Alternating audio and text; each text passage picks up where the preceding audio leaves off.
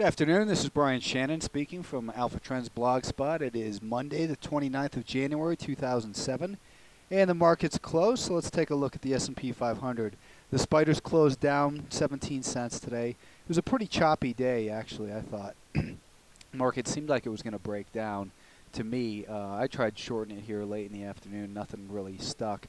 We did have initially this little higher high, and then the market failed right below that 5-day moving average that we've been looking at, which is declining right now. And it came down with pretty heavy volume and started to rally on lighter volume. So relative to the decline, which came on increasing volume, we saw a slight rally that came on diminishing volume. So I thought it was going to break down. It didn't. So the trend remains pretty neutral in here, I'd say. We're kind of in the midpoint of this recent range.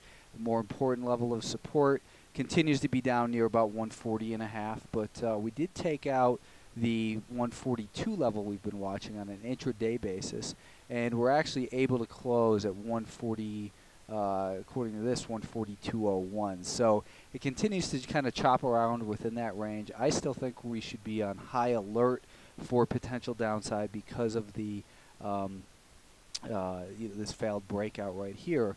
And a lot of times that does trap people and get the market moving back lower. So just continue, I'd say, to take it really easy in here.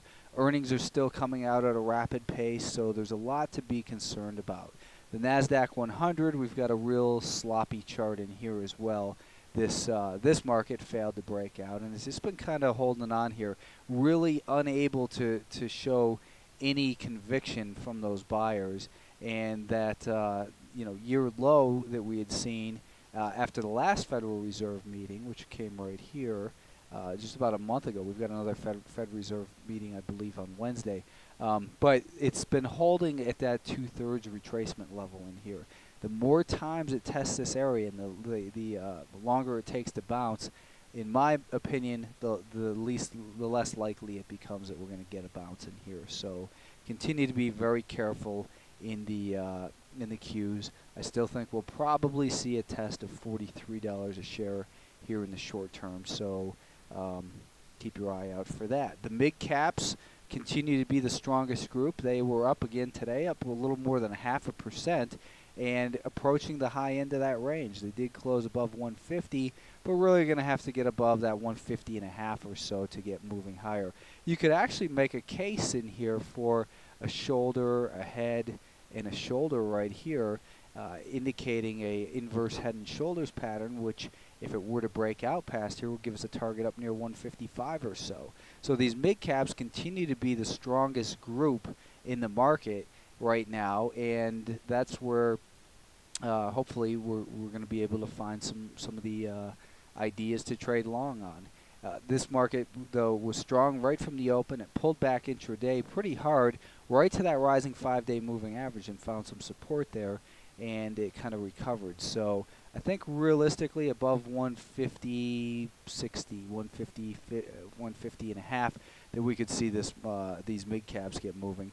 Friday we saw the semiconductors show a little bit of relative strength, but realistically this market's a mess. It's right in the middle of this range here. It's come up to an area where we should find resistance, and it's starting to falter a little bit in here.